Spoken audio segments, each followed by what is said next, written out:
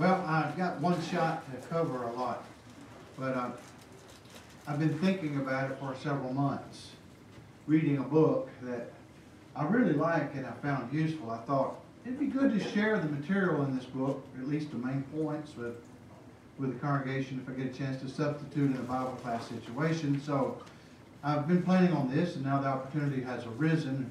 We'll talk about it for a few minutes. You can see, of course, what we're going to be talking about.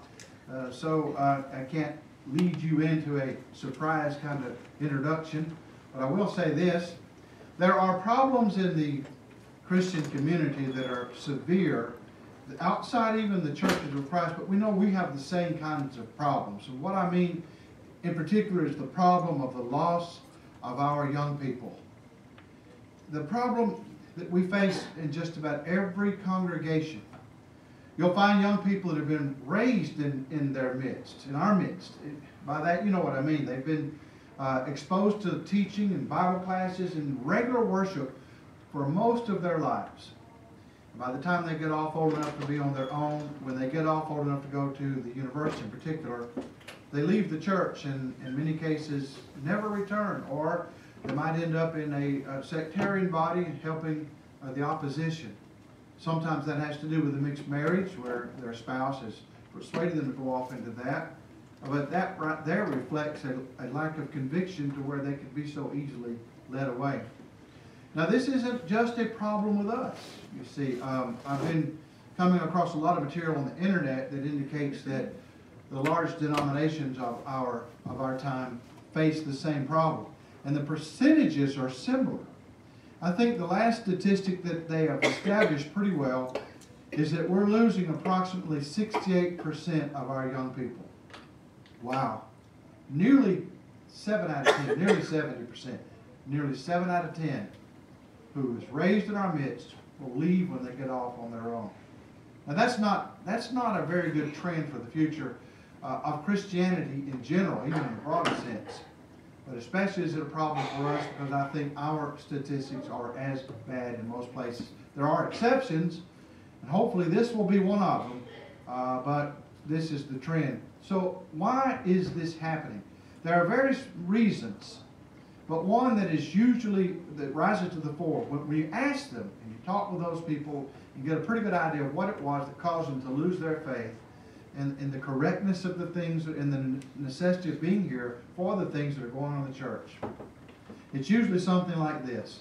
Well, I grew up believing in God and Jesus and the angels and heaven and hell. I believed in creation in 6 literal days. I thought the world was made by the creative act of God, a miracle. And that's what I always believed until I got old enough to start studying on my own. And then I found out that science has demonstrated that just is not how it happened. That's what they'll say. Something, to that effect. And thus, I'm just convinced that it was a nice thing to do for a while, but it's all a pipe dream. I'm not going to knock them if they want to go to church, but I don't have any incentive to go. Well, this means that the basic issue is much deeper than just the question of holding on to them when they get to be 18 or 19 or 20. The reason we're not holding on to them anymore is we're not holding on to their intellects, their minds. We're losing them at that point. And yet we have the most to say with reference to that point. I know of a brother in Christ, some of you will know about whom I'm speaking, who, as I recall, was a leader in a congregation for many years. His whole family are leaders in churches, some of them touching even my family where my father preached when he was younger in North Georgia. A well-established family in a particular city in our state where one of the brothers just decided to leave the church, and he left, and he may have returned. I think I heard recently that he came back, but he left the church for many years. And when asked why, after all this time you were behind the work, did you do so? He said, well, I watch a lot of Discovery Channel documentaries. He's into science. He's kind of an amateur scientist, likes radio and things like that. And I was convinced evolution is right, therefore the creation story is a myth, and I just rejected the Bible. Didn't see any need to go back. Now that's one where he actually put his finger on it and admitted it. But I'm telling you, there must be hundreds of other cases like that where they just don't come out and tell you for fear of having a debate with you, and they don't want to get into that. They don't think it's worth it. They've already been convinced that what we teach about the Bible is wrong and about God. And thus, there's just no reason to argue the point anymore. Just leave us alone. And that's what they do. And they leave us. Just leave us. That's a sad thing. What is going on? Yesterday I was listening to a lecture presented by the well-known advocate for the teaching of intelligent design in biology in the public school system and in the universities, Dr. Philip Johnson, who was at one time a law professor at Berkeley, University of California, Berkeley. And in that lecture, he had a question and answer period, a very good lecture. And one of the questions was, how can we make a difference with our local school boards? How can we go in as Christians and ask the school board leaders to let us allow a curriculum that's more favorable? He said, that's not the issue. Now, he's, of course, on our side. He said, that's not where the battle is. Now, that was a surprise, and at first I wondered, why would he say that? And he said, here's the problem. As I recall, the lecture was being presented in a large church building, and it was not identified where it was. Anyway, he said, the issue is this. We in the Christian community, he said, have more than enough resources to get our message out and to counteract the Darwinian thesis, the teaching of Darwinism everywhere in our society. We have more than enough resources, but we don't do it.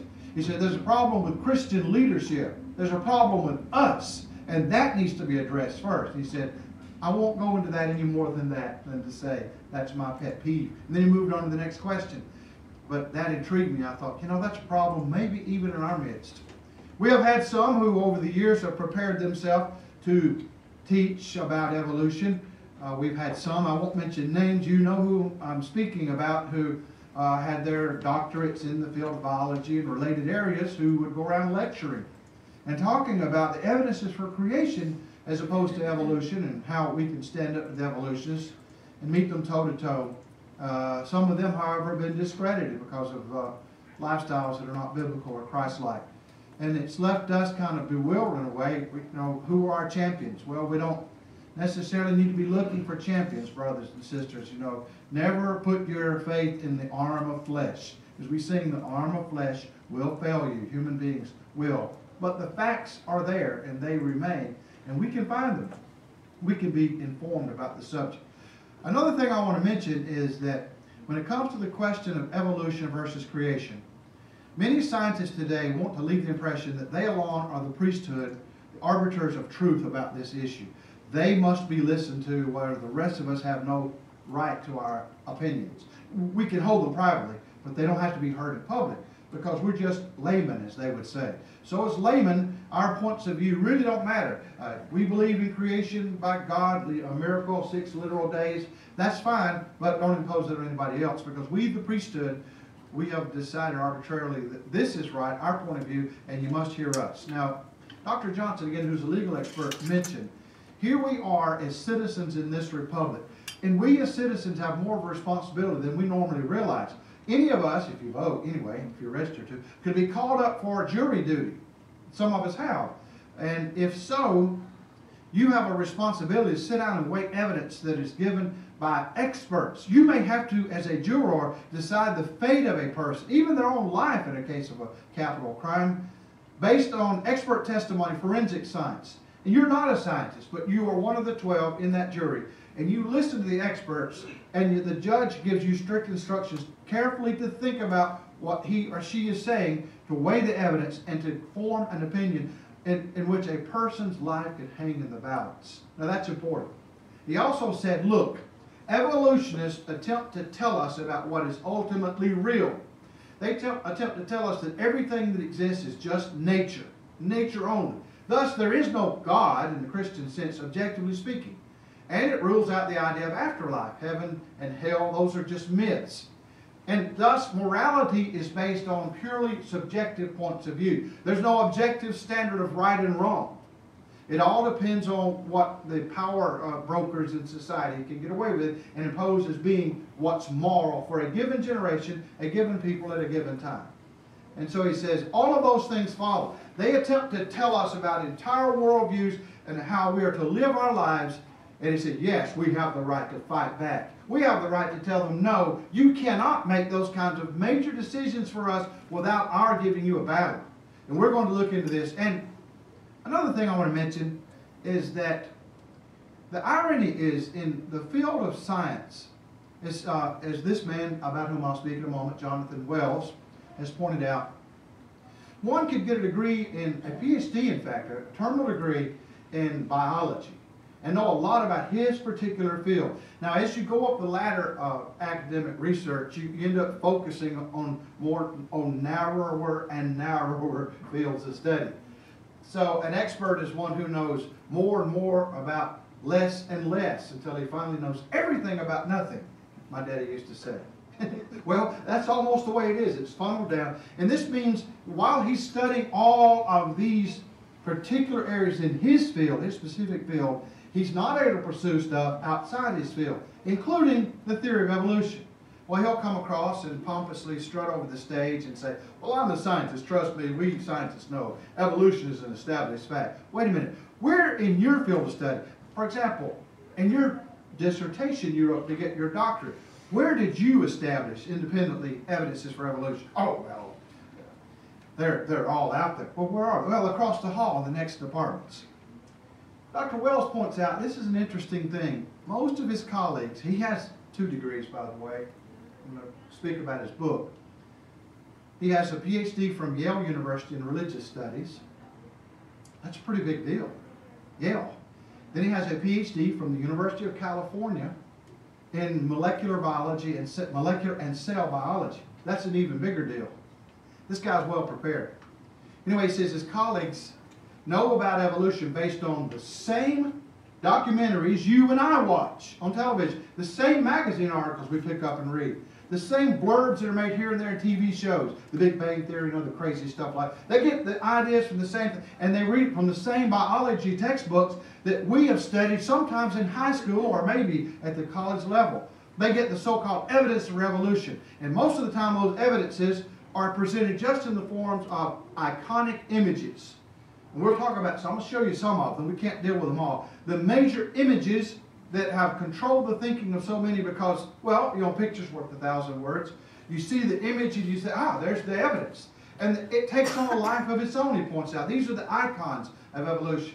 Whereas they actually mask a number of hidden debates. Well, the debates are not hidden to the research community. Debates that have been known for years. And problems with these drawings and things we'll see to the degree that there is a lot of bunkum out there in the scientific world. The evidences for evolution they will present are usually the same things you and I have heard on television programs.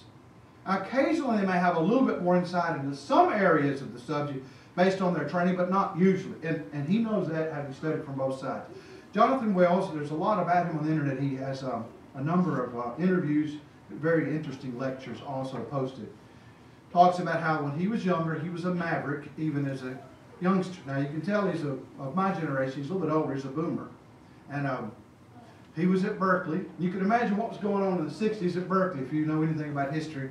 A lot of rabble-rousing radicals, and the campus radicals were protesting the war. Well, for a while, he served in the U.S. Army. And then he was working on a doctorate to teach, or working on a degree to teach science. And while he was in that, he was in the Army Reserves. And he got called up to go to Vietnam. And he protested it, said, I don't want to go to Vietnam. Well, he got arrested, and he got convicted of a felony, and he went to prison, I think 2 or 3 years. So he's a maverick. Now, if you ask him about that today, he'll say, I'm ashamed of that, because, you know, we were fighting communism, and communism's a terrible thing, and now I agree, we should have fought the communists. But at the time, he was a hippie and didn't know any better. I've never heard, I rarely have heard a repentant old hippie like that, but that's what he was. But what it tells you is he's a man of convictions.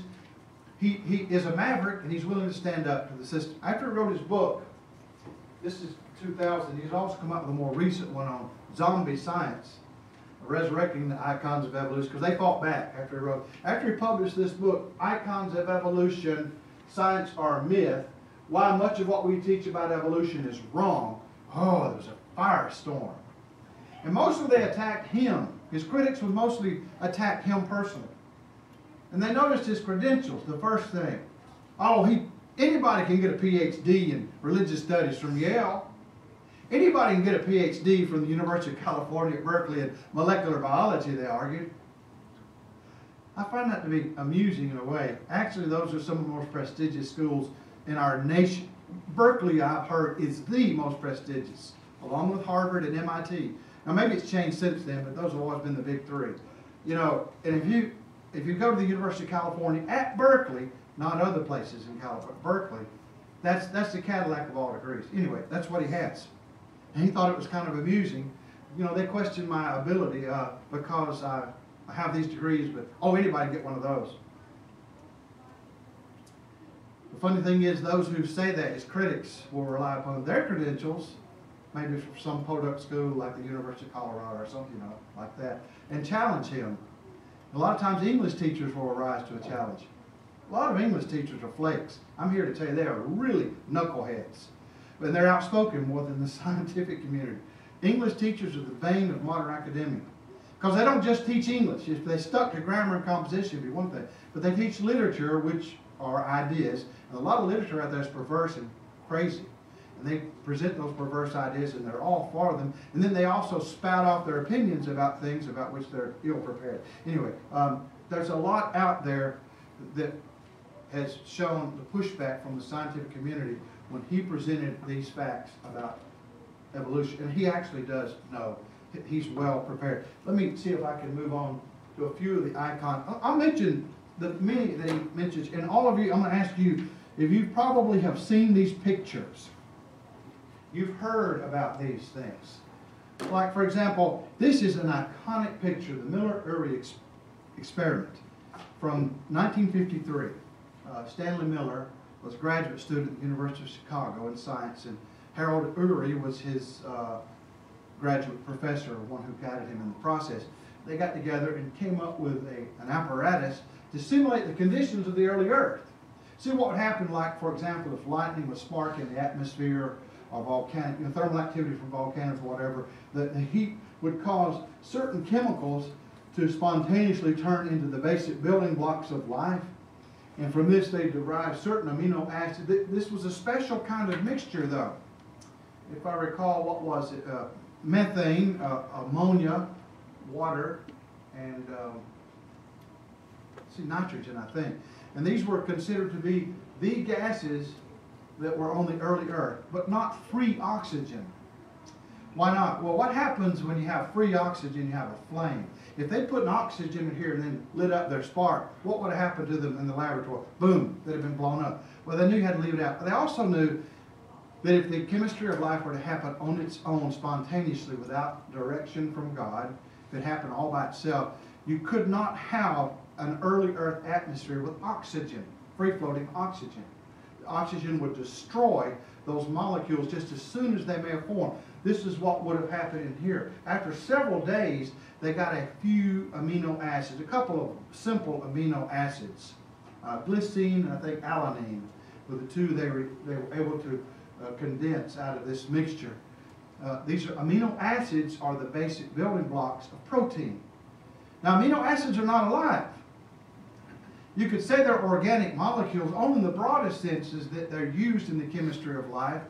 But that's not saying a lot, because amino acids exist in nature freely and have nothing to do with living things. So, yes, they produced a few. And this was touted as being evidence that life could have arisen spontaneously without God's help. There are several problems. The first one is, of course, is the simple thing we always say is, look, these scientists knew what they were doing. They had an end in mind, and they worked toward it and achieved their goal of trying to establish life in the laboratory. So that doesn't prove it could happen spontaneously. But the bigger problem is this. Since that period of time, almost all scientists in the area of studies of geology realized the Earth's atmosphere could not have been like that. It would had to have been a reducing atmosphere. Now, a reducing atmosphere is the opposite of an oxidizing atmosphere. You know, eat chocolates, dark chocolate, for the antioxidants. Oxygen kills you, but you got to have it. But it's killing us, and yet we got to have it. But it destroys things that are good, but you got to have it. That's the catch-22 of living things in this world, organic beings. So a reducing atmosphere has very little free-floating oxygen. But now they know that can't be the case. They have found deep sediments of rust in the earth, and lower layers should go back according to the evolutionary scheme. Now this is just accepting on that basis conditionally or provisionally down, millions of years in the past, or billions of years. Rust. Well, what does rust tell you? When iron rusts, why does it rust? It is oxidized. So oxygen was there. Furthermore, oxygen, water vapor comes out of volcanoes, and there have been many volcanoes in the history of the world. And they believe there were many more earlier in Earth's history, and volcanoes spouted out water vapor from subterranean water. What is water? H2, what? What are the two, what's the O stand for? Oxygen. But what happens when oxygen vapor gets in the atmosphere and the sun hits it? It's something called photodissociation, where the light of the sun, UV rays in particular, break down the molecules. The hydrogen, which is lighter, floats off into space because the Earth's gravity can't hold it. But the oxygen is heavier, it remains in the atmosphere. In the very beginning, they knew there was free-floating oxygen. Thus, this experiment is bogus. Now, that's a brief summary of the things Dr. Wells discusses. He talks about this and talks about photodissociation. Also looks at some evidences from, well, he looks at evidences in support of these views, and then he looks at the debate, and he points out there's a debate going on. You see, most have now, there's a consensus pretty well reached among scientists that this is bogus. It could not have happened this way. The early Earth could not have had the kind of contents that Miller and Urey put into the apparatus, into the flasks. And yet, if you go to a biology class today and look at their textbook, it's very likely the recently published biology book is going to have this and say, years ago scientists did experimentation and learned that the basic building blocks of life can form on their own, spontaneously. Evidence for evolution, you see. They continue to bring this up, although they know it's completely irrelevant to what the early Earth was like. So I thought that was an interesting thing here. Let's see. Since 1977, this view has become, in other words, that it's irrelevant, this experiment, has become a near consensus among geochemists. As John Cohen wrote in Science in 1995. Many origin of life researchers now dismiss the 1953 experiment because the early atmosphere, they wrote, looked nothing like the Miller-Urey simulation.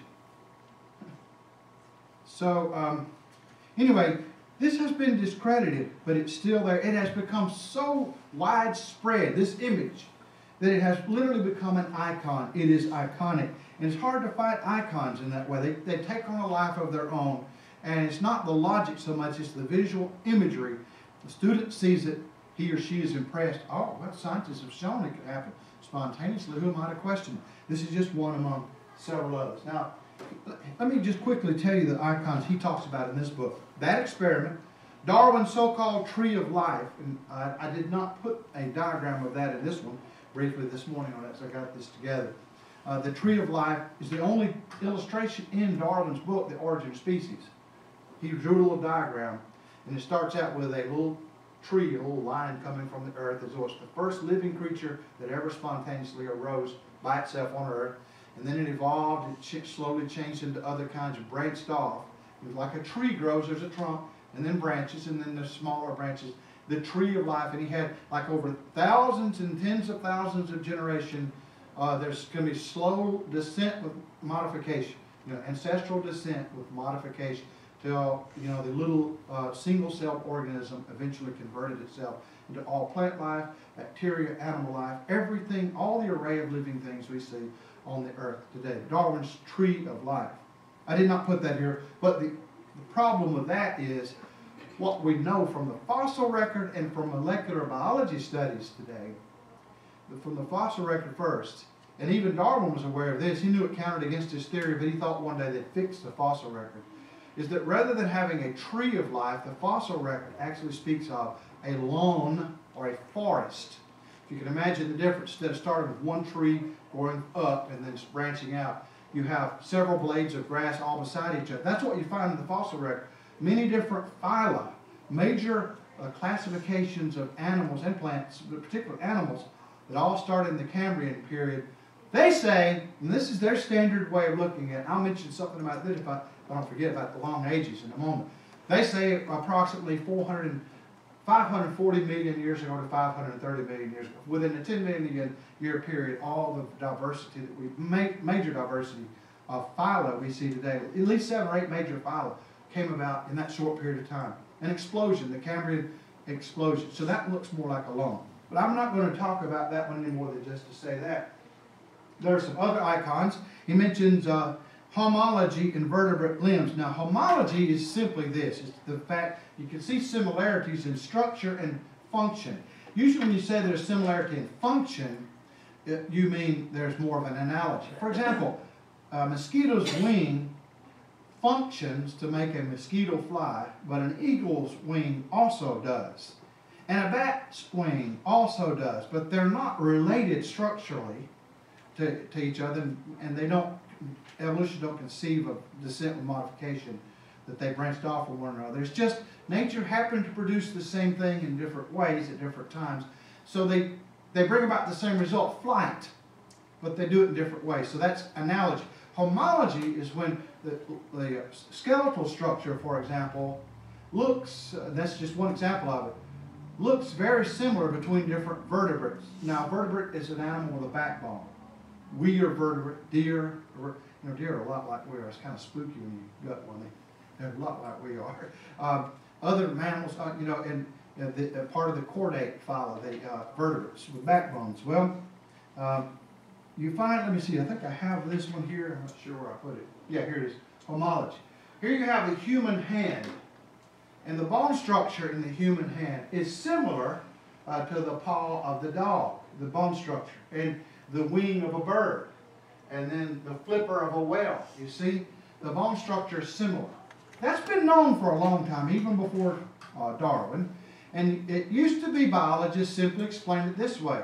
There's a common plan or a common archetype that was originally in the mind of, and they would normally assume the creator. And he used that basic plan, and he made a number of varieties off that basic idea. The basic plan was this type of skeletal structure. He used it for many different creatures that are related to one another. But then when Darwin came along, he argued that this is evidence of modification by descent from lower ancestors. They all came from a common ancestor that had skeletal structure like that. So this must be evidence for evolution. Well, when Darwin used this, brought up homology, or similarity in skeletal structures, and there are some studies also, similarity today in molecular studies of genes and chromosomes and so on. He brought it up as evidence. And that's fair enough. It's not good evidence, but he brought it up as evidence. Now today in the modern science textbook, the big problem is, rather than just being evidence, homology or descent with modification is the definition of homology. Homology is defined commonality based on common descent, common ancestry. In other words, if you ask, well, what would make these homologous limbs? The human hand or forehand and the whale's flipper. What makes them homologous? Well, they descended from a common ancestor, mammalian-like ancestor. Well, how do we know that? Well, we have evidence. So what's the evidence? Well, the evidence is they're similar. Well, what does the similarity prove? Well, the similarity proves they must have descended from a common ancestor. Well, how do we know they descended from a common? Because they're similar to one another. In other words, rather than saying the Creator used the same basic plan and just varied it in different creatures, they have now made homology the very definition, or evolution is the very definition of homology. You see, that's called circular reasoning. And I'm not the first to, nor was Jonathan Wells the first to bring it up. They know that. Those who study this stuff in detail, their philosophers of science say, we're committing a fallacy here. You can't do it this way.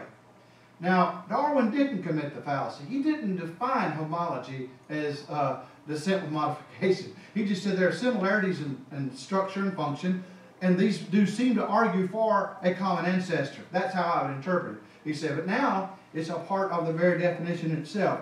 Let me look at some of the ways that Dr. Wells examines this. He's had this excellent discussion. And what I like about this book, the reason I brought it is it's eminently readable. And when you listen to him on the internet compared to many of his colleagues at the Discovery Institute in Seattle, he's a man who wants to communicate. And he does. He only deals with the terms that are necessary. And if there's a big word he has to use, he defines it. He's wanting to speak to the people. And that's what I like. This is a very readable book. And it's also very useful, very well documented, and it has blown the scientific community apart and really made them angry. He talks about the different kinds of similarity. I mentioned that a while ago, I won't cover it anymore. Let me see. Homology, redefining homology. He says, both the definition and the evidence are contained in the same fact. This is circular reasoning. He says, the problem too is this: some similar structures are not acquired through common ancestry. Did you realize, first of all, how smart an octopus is? Did you realize, second, how tasty they are when you fix it with Chilean spices? Anyway, they're very good to eat. They are. But an octopus has an eye that's nearly human-like. They have an eye. It's eerie. An octopus eye is our eye, basically. That's how well developed it is. But no evolutionist claims that humans and octopus are on the same line of descent. It was a very different. They were formed independently, but they're basically alike. And he points out that's similarity of structure, but it's not considered homology. Why? Well, because we're not on the same line of descent. So they don't. See, the very idea of homology is the definition itself. Its common ancestry is the definition as well as the explanation. According to Ernst Mayr, one of the principal architects in neo-Darwinism, after 1859, there's been only, now that's the year of origin of species by Darwin, there's only been one definition of homologous that makes biological sense. Attributes of two organisms are homologous when they're derived from an equivalent characteristic of the common ancestor. In other words, with Charles Darwin, evolution was a theory and homology was evidence for it, he says. With Darwin's followers, evolution is assumed to be independently established and homology is its result. The problem is that now homology cannot be used as evidence for evolution except by reasoning in a circle. And yet they do that, and many of them admit it, and they say in this case it's justifiable to reason in a circle. It's like when if one poor Christian is trying to defend the faith, he says the Bible is the Word of God. And the atheist says, how do you know? Well, it says it is. 2 Timothy 3:16-17. Well, how do you know that passage is accurate? Because it's the Word of God. Well, how do you know it's the Word of God? Because it says it is. Well, how do you know that where it says that's accurate? Because it's the Word of God. That's reasoning in a circle. We don't do that. That's not our approach. Now, some have. You haven't thought it through. But that's what the evolutionist is doing with homology, that very thing. So the reasoning is circular, and they can't find a way to break out of the circle. Well, they go to evidence from DNA sequences. They say, these molecular phylogenies, they call them, or phylogenies. A phylogeny is the history, evolutionary history of an organism. They call it phylogeny. Anyway, they say these they can compare these to one another in DNA sequences and see similarity at the molecular level.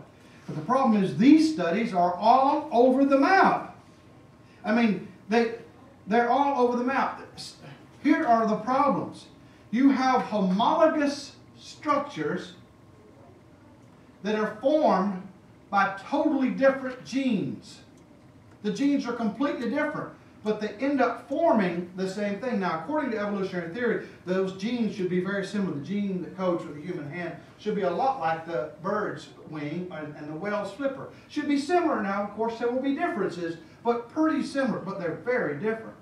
Totally different genes in some. They've isolated what the genes are and given them names like distal, lest, and things like that. And furthermore, and here's the big kicker, in some cases, the same genes, identical genes found in different organs, the very same gene, the same molecule produces completely different structures. The same gene. So there's something else going on here besides just the biochemistry of the molecule itself, the DNA molecule. I don't have a picture, I should have, of Barra's blunder. You probably have read or heard about Barra. He wrote a book back in the 80s, I think it was, where he was arguing against creationism. He was an evolutionist, and he wanted to show what descent with modification is. So he took, I'll show you the picture. He took a bunch of Corvettes. We all like the Corvette, you know, have a venerable history with Chevrolet. 1953 Corvette, see what it looks like? And we've seen those in the old movies. Some of us may remember. 1963, 68, 78. They're similar. See, they're similar. They're the same basic plan, but they're different. You can tell the difference between 78 and 53.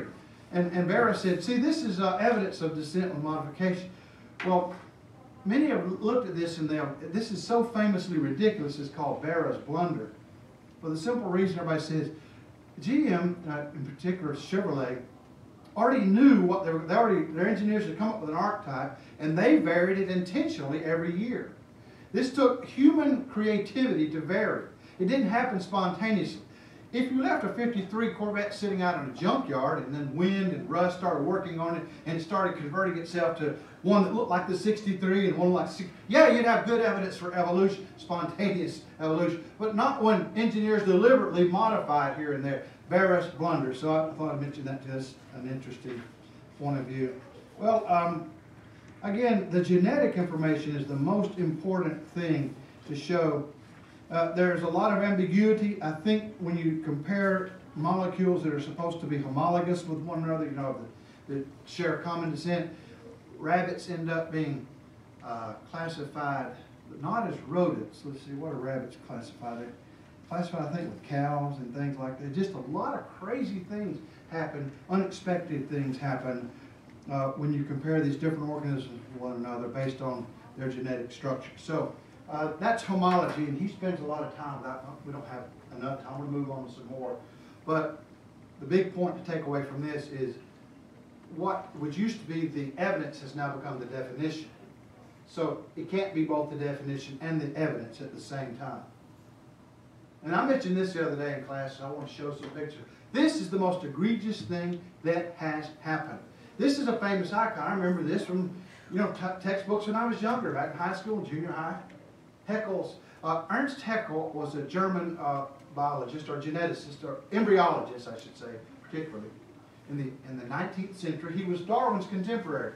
And after he read about Darwin, who had high hopes that you could compare the early development of embryos in different organisms, especially different vertebrate organisms like the chick or the salamander or the human or the frog and things, when you compared them in the very earliest stages of development, they looked similar to one another.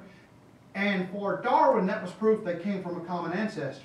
In fact, Darwin, along with others, thought that the early common ancestor from which all, like the chick and the salamander and the monkey and all came from, looked like the original ancestor, the embryo form they shared in common. It looked something like that. I hope everybody sees the point here. This is brilliant for its stupidity. I mean, you got to think of, you have to give them credit for creativity. Now, Haeckel formulated or he popularized what came to be known as the biogenetic law. You know, biogenesis has to do with the origin of life. The biogenetic law. And he came up with a catchy phrase that every high schooler is required to memorize.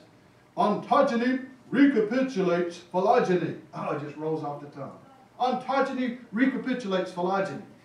And what Haeckel and others who took this up meant was, ontogeny is the development of the embryo in the womb, the development, or in the egg. The development of the embryo is ontogeny.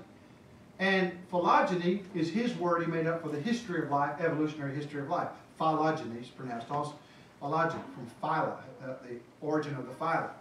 So recapitulates means just does it all over again. So it means ontogeny, the development of the embryo, does it all over again, the evolutionary history of the creature from early stages.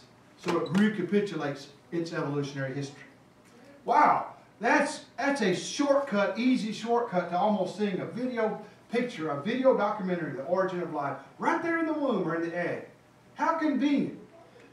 There are many problems with this, chief of which is Haeckel, well, how do I put this kindly?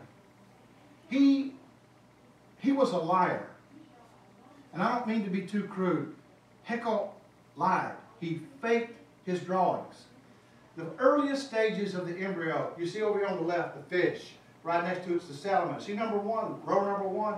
Then the turtle, the tortoise, the chick, then the hog. See how similar they are? Then the calf and the rabbit and the human. Well, they're virtually identical at that stage. They're identical. This must have been what the original common ancestor looked like for all of these different creatures, he concluded. They're not identical.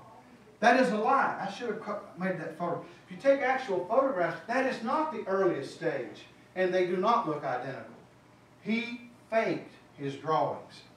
He took some of the embryo, and he actually repeated the same sketch for a different one, knowing full well he was lying.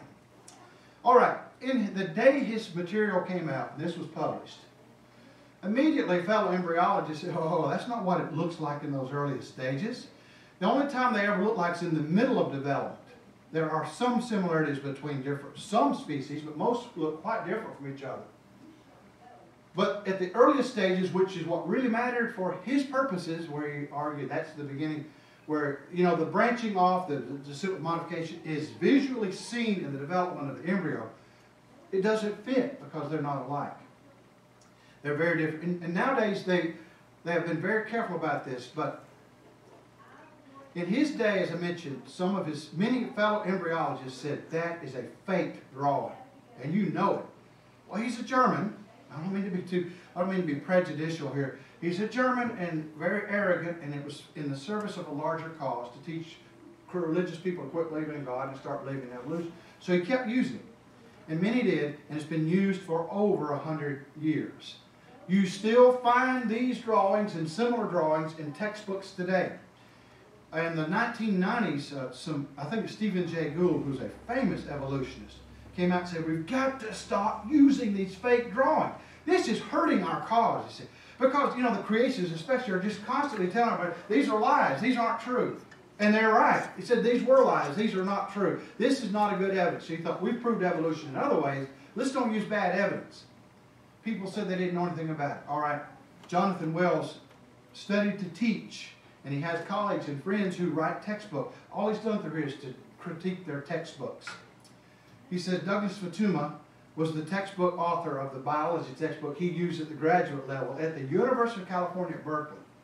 Futuyma's book on evolution. Futuyma included this, and this is recently in the 90s or early 2000s. He included this. When somebody pointed it out to him, and I mentioned this the other day in class, Futuyma said, I didn't know that they were fakes. Now wait a minute, who are you?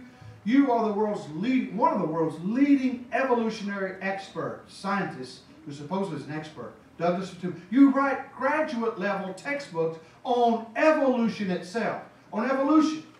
And one of the major evidences you present are these fake drawings. And then you turn around and say, oh, I didn't realize they were fake, but I read that article in a scientific journal Stephen Jay Gould put out. You ask Stephen Jay Gould about it, he says, I've known for 25 years they were fakes. By the way, I've known for 40 or 45 years they were fake. I used to read this stuff when I was in high school, so I've known it. But they didn't listen to us, you know, we're just wet behind the ears creationists. Well, we've known they're fakes, but it came out eventually in the scientific, they can't deny it. Futuyma said, I didn't know. All right, now the question is this. What do we do with a textbook author who admits on something this fundamental, the major evidence in behalf of evolution, one of the most important evidence they bring out, that he didn't know the drawings were faked, and others who do use them know they're fake, and they say, well, basically, I'll see if I can find how they put it exactly. To paraphrase, they say, they serve a larger purpose. See, kids in high school are visual learners. So they can grasp the concept quickly when you show them this. Later on, when they go to graduate school, they can learn to refine their views and see this was not quite accurate, but it served its purpose. That's not research. That's pure propaganda. This is what we're facing today.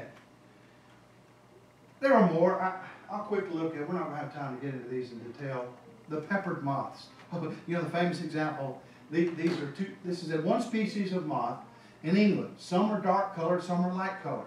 There have always been dark and light peppered moths found in England. They're found also in New England in the United States and other countries.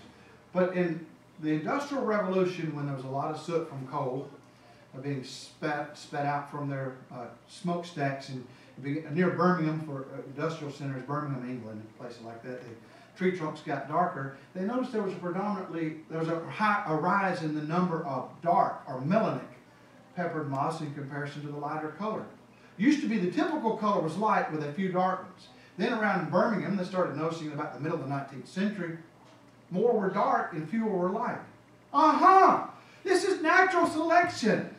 This is evolution at work. This is evidence we evolved from the slime. How do you see that? Well, because nature selected Well, what they argued was, we know that birds can see the lighter colored ones on the dark tree trunks now better than they used to, so they gobble them up and they're being eaten up, and the only ones that are left to reproduce are the darker ones. There are thousands of things wrong with that. First of all, they don't know for sure that the reason for the predominance of the melanin or darker ones at this time was predation from birds. That's a good theory, but other theories have to do with sulfur dioxide and actual changes to the chemistry of the moth. And there's a good evidence for that, but that's another matter. Secondly, the evidence, I think it was Brian Kettlewell in the 1950s, did some extensive experiments to prove this, and he and his colleagues would actually, to get pictures, they would take moths, dead moths, and they'd pin them to the trees and take pictures. These are the moths resting on tree trunks. Peppered moths do not normally rest on tree trunks. He would let them go in the daytime. See, they're nocturnal creatures. They fly at night. You'd let them go in the daytime, and the first thing they would do is go to the closest place on the tree they could find, temporarily till night would come, and then they'd go to their habitual place to rest, which was under the bottom limbs high up in the canopy limbs. The ones they found on the tree trunks that birds grabbed up right quick in the daytime were not supposed to be there and wouldn't have been if it weren't for human intervention. So there are all kinds of things wrong with the peppered moth story, but in the final analysis, you just have the species of peppered moth. What is it? Biston bistularia. One species, not two. And sometimes one color will predominate, sometimes other. These are not evidences for evolutionary descent. Well, there are more, but I wanted to, let's see what they are. I'll tell you what they are. Darwin's finches, we'll have to talk about that later. There was a husband and wife team went to the Galapagos Islands in the 1990s and did the best research ever done. By the way, Darwin's finches are not Darwin's finches. He didn't pay attention to the finch. The historical record is, when he went to the island of the Galapagos, various islands, he noticed and made a couple of notes in his journal about finches, but they did not strike him as being unusual, and they were not used as evidence for evolution. This happened decades later. People argue, since the different islands, separate islands of the Galapagos chains have finches with beaks that are slightly different from one another, and they consider those totally different species, although many of them can intermingle. But they consider that, therefore, this is evidence of evolution. In the 1990s, 1977, I remember that well. It's the year I got married, and how hot it was in West Tennessee when I got married. 104 degrees the day of our wedding. El Nino was kicking up out in the Pacific. Well, it made a drought on the Galapagos Islands, and what happened? Birds with bigger, longer, stouter beaks started to predominate. They documented this because this family was there studying this at the time that it was happening. And the reason they dominated more is because when there's a drought, there are fewer seeds and fewer soft seeds that the little birds with small beaks can eat. And the only birds that can eat enough to stay alive and survive are those that have the stouter beaks with more leverage to crack the harder seeds. So they begin to predominate. There's evidence of evolution. So I think there were articles in major papers saying, look, there's been a 5% increase in the size of the beak in that 1 year of the drought. If you extrapolate it into the future, within 200 years, their beak size will be 100% longer. That's like extrapolating and saying a baby, when it's first conceived until it's like about 9 or 10 months old, grows at such an exponential rate that by the time it's 6 years old, it will be 8 feet tall. That's extrapolation. Well, they forget that the rate slows down, and that's also an assumption made. But the problem is, the droughts went away. After we got married, and a couple of years later, the rains came, and the finch beaks returned to normal. But the scientific community did not inform the public that the size of the beaks returned back to normal. They didn't tell us that. Philip Johnson says a stockbroker who tells his clients who's looking to buy the best stock, you know, in that year, in 1 year, it increased by 5%, but failed to say the next year it decreased by 5%. So if he said within 20 years you're going to have a major investment on you, would go to jail. He would literally go to jail. That's a crime. And yet in the scientific community, they can tell you that they increased by 5% in 1 year during a drought, but then not tell you the next few years they went right back to normal. It fluctuates back and forth. Anyway, Darwin's finches are bogus evidence for evolution. I wanted to conclude by saying this. Evolution is not, the Darwinian theory is not actually science as such. The strictest way we look at science is a way to to manipulate or deal with testable data. Testable data. Like someone could take a flask of a certain chemical in the laboratory and add other chemicals to see what colors ensue, what changes develop, what kind of chemical reactions take place, and then can write about that, and a colleague can repeat that in his laboratory in another part of the world, and these are repeatable, testable results. That's science. That's good, and we owe a lot of thanks and gratitude to technology based on that. However, to come in with a worldview which is philosophy, now philosophy is okay as long as you identify what it is. The naturalistic worldview that says all there is nature, and the only explanations you can give are naturalistic explanations that matter. To smuggle that into a science class and to use the hallowed nature of the laboratory as well as the authority of the scientist to promulgate philosophy in the name of science falsely, that's wrong. And that's what is the problem that we're having today. Legal experts are telling us. Back in 2003, Rick Santorum introduced a resolution to the Senate when he was in the Senate, and how many? 92 senators signed on to this resolution saying, in the new standards that Bush was pushing for, no child left behind, all that stuff, in the new standards for science education, they had a resolution saying, in the classroom, it should be pointed out that there's a difference between testable science and philosophies that masquerade as science in the name of science. Basic philosophies go all back to Greek. There's a difference, and we should show the students the difference. Secondly, when it comes to the question of Darwinian evolution, we should teach the controversy and let them know why some object to Darwinian evolution when it's taught. Sounds reasonable enough, doesn't it?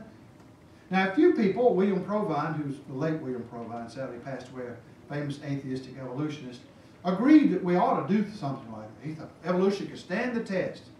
Well, when he debated Philip Johnson, he got his head blown off. I mean, Johnson absolutely destroyed him on the evidences. But anyway, he argued we can stand the test. Let's bring it on. But most of them know they can't stand the test, but they have the power. They have politics behind them. They have the government behind them. The judges are behind them. The scientific community, in the broadest sense, is behind them.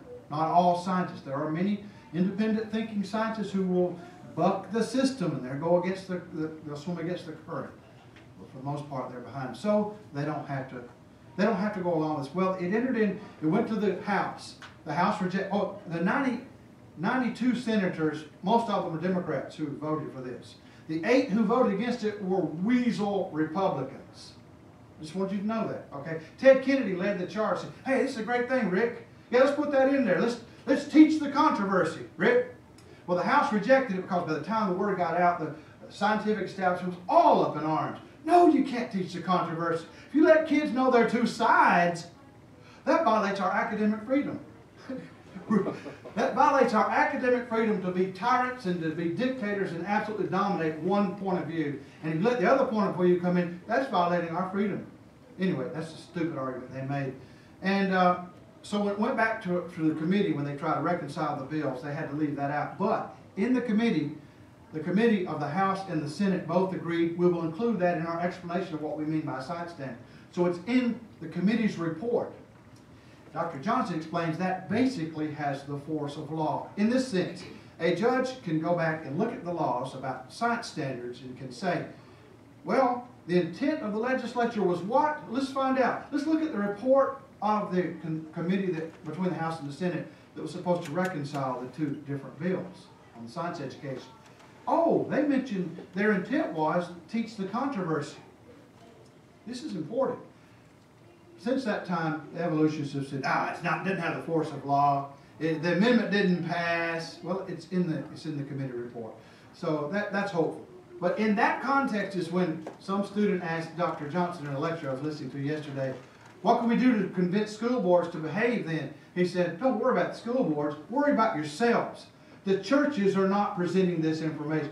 And I say that to say, brothers and sisters, I've been in congregations where when I bring up this subject, I would literally have elders to say to me, Philip, we don't think that's a good idea. Why? Well, you don't want to tell people about evolution. You might cause them to lose their faith. And I tried to say, but they've already heard about it. They already know. Except among some Guatemalan friends who said, ¿Qué es evolución? They'd never heard of it. When I told them what it was, they said, ¿Qué estúpido? That's the dumbest thing we ever heard in our life. I said, yeah, it is dumb. First people I ever met that never heard of evolution. But other than that, in our culture, you've heard of it, and we need to give answers. Okay, class, I'm sorry I've gone over. Really, we need more time for this. I commend for your viewing, when you get a chance to go to YouTube, to listen to Dr. Wells' own explanation. He's not a member of the church, but he has some very good explanations of his book. And then we'll try to get a hold of his new one, Zombie Science, where his opponents have resurrected the same old tired icons, tried to rework them so they're like zombies alive again. That's where he gets his title of his new book. Any questions or comments? All right. Well, good to see y'all.